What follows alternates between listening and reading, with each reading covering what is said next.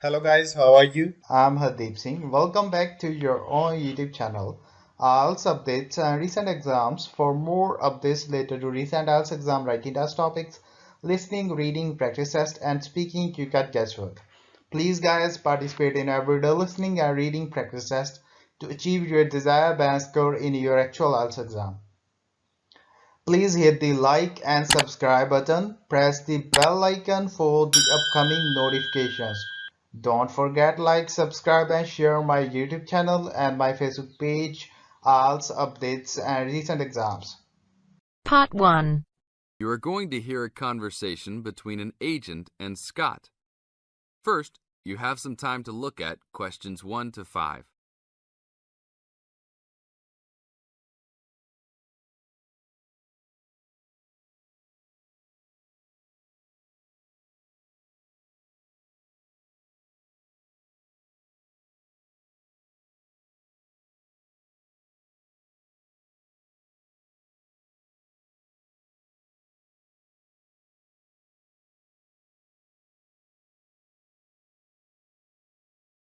Howdy, what can I do for you?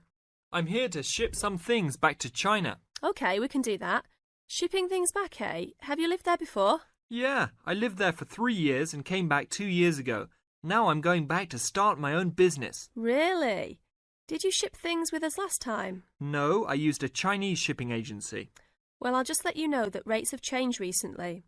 So I don't know if they'll be comparable to what you paid before. It doesn't matter to me. My company's paying for it. Aha, then it's nothing off your skin, right? Okay, I'll need your name and where you need to go to pick up the items to be shipped. My name is Scott Linder, Linder, and I live in upstate New York, Saratoga Springs. Oh, sure, I know that place. I go to the races there. Great town. What's the zip there again? 770425, and the street address is 412 West Lake Road. 770425 Westlake, got it. And how big of a container are you going to be looking for? Well, I didn't have a container last time, and I don't think I'll need one this time. I think that I'll have about 6 cubic meters. We can get a subsection of a container then. How big is that? It's 2 meters wide and 3 meters long. 2 meters high, right? Yes, sir. Now look at questions 6 to 10.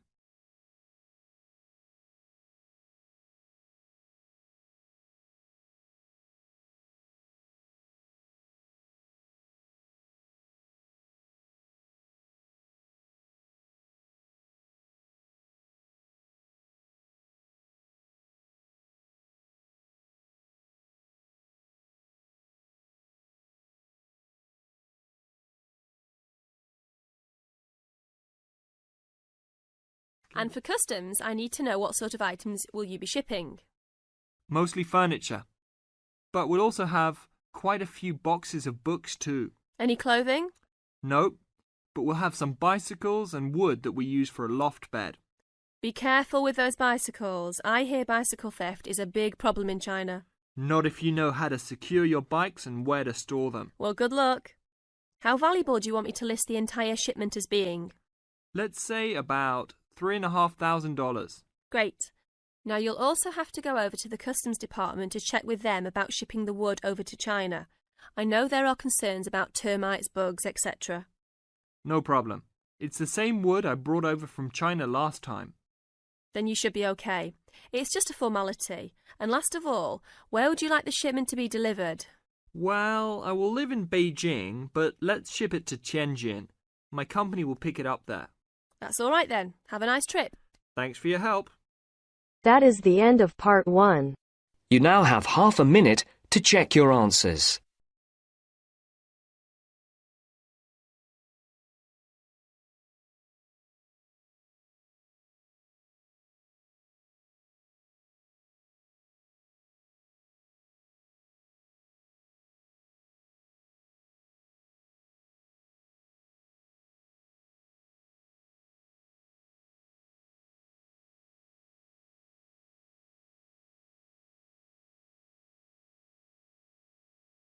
Now turns to Part 2. You are going to hear a talk given by an international student. First, you have some time to look at questions 11 to 16.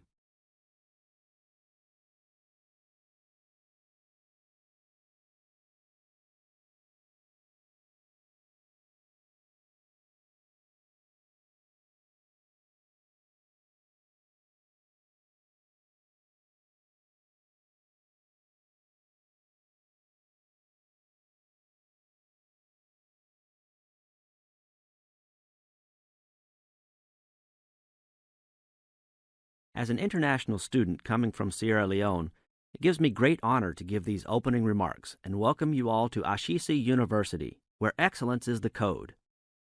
I believe I speak on behalf of my fellow colleagues when I say we feel that we are the most fortunate and privileged university students in Ghana. You may ask, what is the basis of such a conclusion? And I will simply say to you, in which other tertiary institution in Ghana do you find the same level of IT infrastructure and facilities available to students? Where also do you find such a low ratio of students to lecturers and computers? In which other educational institution do you find 55% of students on some sort of financial aid, who in addition enjoy services and benefits such as job placement after graduation, on-campus employment that pays above the minimum wage, a supply of textbooks, and access to online databases?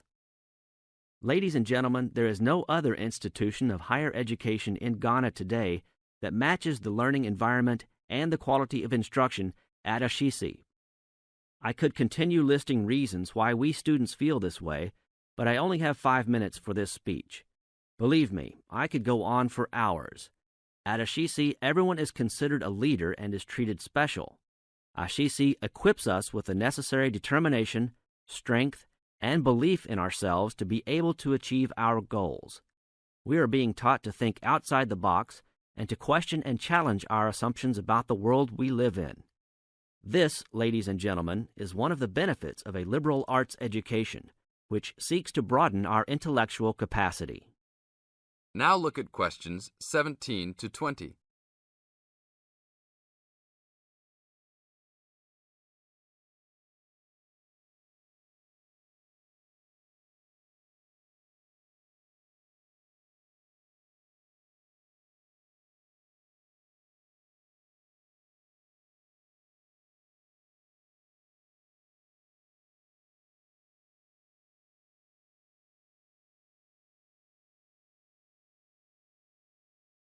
At Ashesi, we are also exposed to real-life situations and learn how to deal with them through a practical and vigorous academic program, as well as various seminars in which prominent leaders in their professions are invited as guests to interact and share their knowledge and experiences.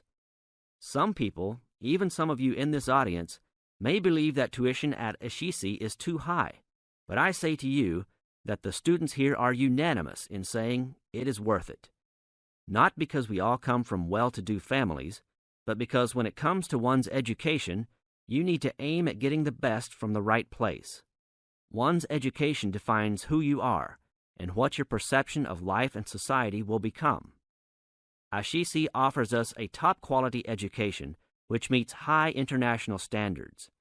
This is due to the strong linkages the school has established with 3 of the very best schools in the United States, namely Swarthmore College, which is ranked as the best liberal arts school in the U.S., UC Berkeley, and the University of Washington.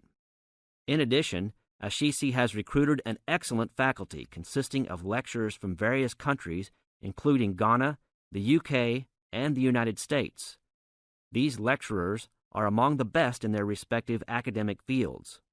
I believe this is the school's greatest asset, a strong and knowledgeable team dedicated to achieving successful results from their students and who also love their job. I would like to end with a personal message.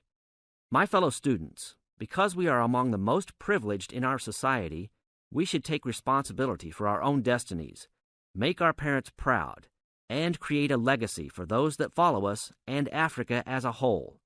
We must give back to our society after completing school and achieving our goals in life, which I believe we all can, if we properly utilize our time and take advantage of all that is offered here at Ashesi.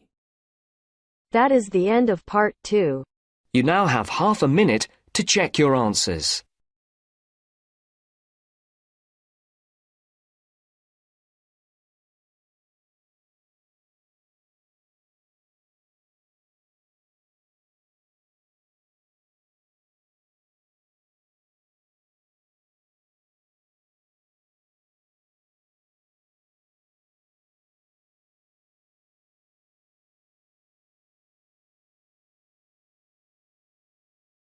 Now turns to part 3. You will hear two medical students, Caitlin and Hideki, discussing options for courses. You now have 15 seconds to read questions 21 to 23.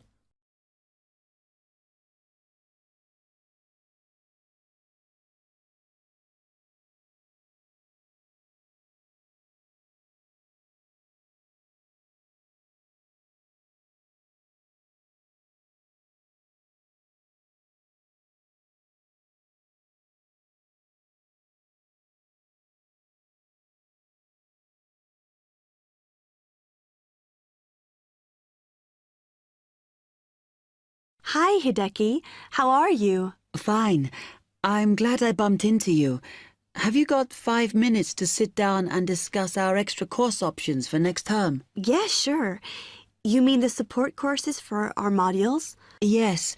We've got 3 choices, and I'm not sure which would be best for us to do. Let's have a look. Yeah, we could do science and ethics. Sounds quite interesting. Yes, but I think we should be thinking what we get out of each course. So, science and ethics, there's a lot of reading and research to do. And I don't think it comes up in the exams, does it? I'm not sure. Oh, I see we have to do assignments and we get our score from that. But what it would do is to force us to get better at doing essays and reports. You know, organizing them and using the right kind of language. Might be worthwhile. Yeah, you're right. An alternative is the pharmacology prelim course. Oh. I think it's in case we want to go on to transfer to pharmacology at the end of the year, because lots of students do. So it depends what we want to do in the future. But apparently, they send you off to find out about various companies and the differences between their products. It would give you lots of practice in investigative studies and analysis. I think I'd quite enjoy that. Yes, I see your point. Then the other option is reporting test results. Sounds a bit boring. Not sure why they have a separate course just for that. Well, I could certainly do with some help in that. Because if you go out into industry, that's what you'll spend most of your time doing. So it's got a very practical application. I think I'm going to go for pharmacology. Me too. You now have 30 seconds to read questions 24 to 30.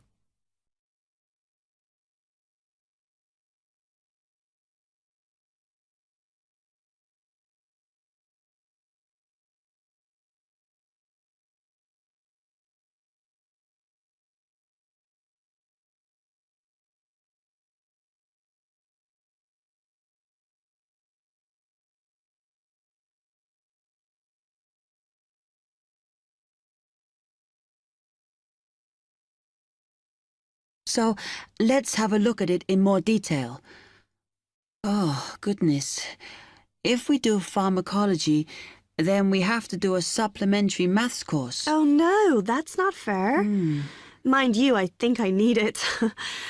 Does that mean we have twice as many lectures? No, this maths is only a short course. The chemistry department are responsible and they do it in the 3rd term. So we've got all next term to settle into the pharmacology bit. I find the tutor makes a real difference.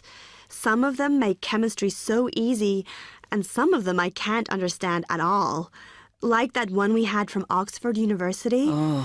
Mind you, the one on this course should make sense because he's a lecturer who's coming in for a few weeks from industry. So at least it'll be linked to the real world. Yeah. The project we have to do on this pharmacology course is huge, and it doesn't give us much time. We have to make a decision about what we want to do on the project as soon as we start in January, and then hand in our plans before the end of the month. Doesn't give us much time to sort out what's possible or not. I mean, doesn't the scale of our project depend on what resources we can have? Like what equipment we can use? I suppose so, though I think there's plenty available. For example, It says that if we need to do any experiments, then we can use all the equipment in the new lab, as long as we book it. Oh, okay. It's slowly beginning to take shape for me. I think it'll be a good course. I'm just worried that I get enough support to do it. I think you'll be okay. And the tutors are always available if you get stuck. Actually, it says that if you're not sure, then in December, they'll be running 1 or 2 additional seminars. So I might go to those. Actually, what's quite interesting is that at the end of the course, when our project is completed, then we have to do a presentation on it. Oh. I think that's quite good practice. A bit scary, though. Well, it shouldn't be too bad, as they say that we can do it in pairs. Spread the load, as it were. Good. I have done presentations before, but I'm always very nervous. And is the presentation what we're assessed on, then? Let me look. It says that we have an interview and we get a mark for the whole course depending on how well we do in that. Oh, right. Okay. That is the end of part 3. You now have half a minute to check your answers.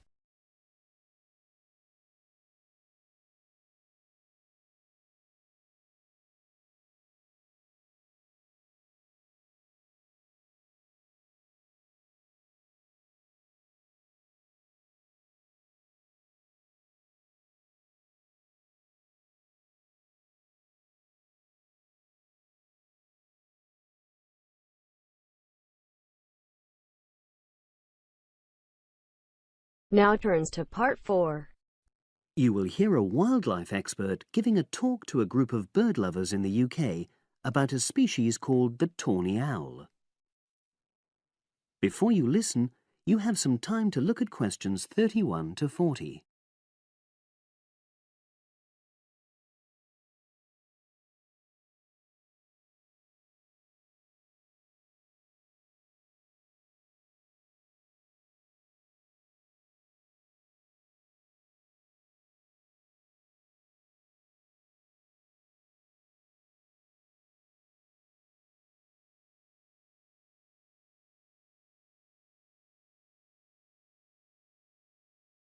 Good evening, everyone. You're all likely to be familiar with pictures of the tawny owl. Because of all the owl species in the UK, it's actually the most common one. But the chances are that you're more likely to have heard one than actually seen one, as it's also strongly nocturnal. This means that it normally ventures out at night. So, what kind of habitat does the tawny owl prefer? Well, a survey carried out in the 1980s confirmed that this owl is most likely to be found in woodland. If you look at a map of tawny owl distribution across Britain, you'll only see gaps in the treeless marshy areas of eastern England and in some of the more upland parts of northwest Scotland. However, you can sometimes find populations of tawny owls in urban areas too, either in parks or in large gardens. The tawny owl shows some obvious adaptations to its natural habitat. For example, both its wings and its tail are short, which helps it to maneuver through the trees. Also, the bird's plumage is a mixture of brown and grey, and this provides suitable camouflage for when the owl perches up against a tree trunk. Then there are its large eyes. The tawny owl's visual capacities are considerably better than those of humans, and although it can't see in complete darkness, it's sufficiently well equipped to be able to navigate its way around woodland on all but the most overcast nights. Another factor that contributes to the tawny owl's success as a hunter is its excellent memory of the layout of different areas. If you combine this ability with the owl's strongly territorial and sedentary nature, most populations of tawny owl are sit-and-wait predators, you realize that it has a good opportunity to predict where prey might be found. Finally, As well as having large eyes, the owl's sense of hearing is excellent, and this helps it to locate potential prey as it sits on its perch. Turning now to the tawny owl's diet. Woodland tawny owls feed mainly on mammals, especially small ones, such as wood mice and bank voles. But they'll also take things like frogs or bats, or even fish, if they happen to be available. In urbanized landscapes, the owls seem to prey more on birds. So there are some differences there. Let's just look briefly now at survival rates in the tawny owl. Young tawny owls face a difficult time once they leave home, and 2 out of every 3 are likely to die within their first year.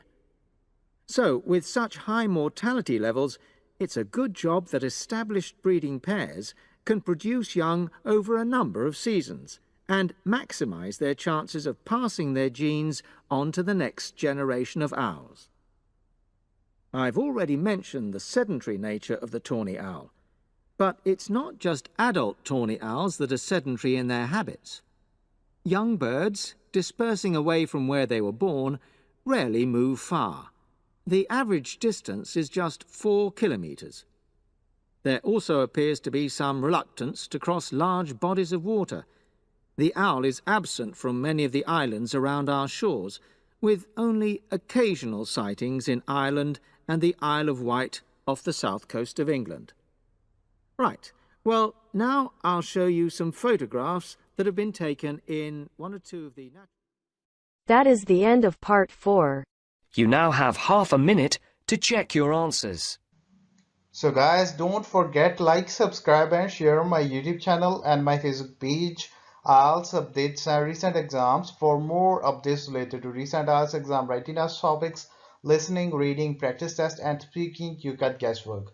Please guys, participate in everyday new IELTS listening and reading practice tests to achieve your desired band score in your actual IELTS exam. For more IELTS material, visit my official website www.ieltsupdatesandrecentexams.com. The link is given below in the description. If you need PDF files of latest IELTS material, then please join my Telegram channel. So guys, please write your score below the comment section.